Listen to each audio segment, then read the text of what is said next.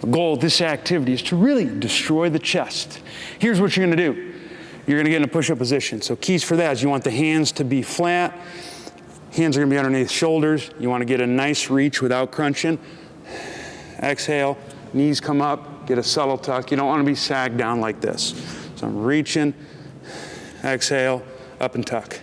From here, you're gonna go stupidly slow on the way down, making sure your chest stays parallel the whole time. The arms are gonna lower at about a 45 angle, so it should form an arrow, just like that. It's gonna look like this. Got my setup. Inhale, slowly lower, without sagging. And then if you want, you can push back up or just restart, since we're emphasizing the eccentric component. There, slowly lower.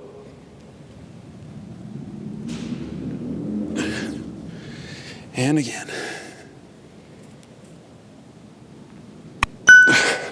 That's how it's done. Give it a shot.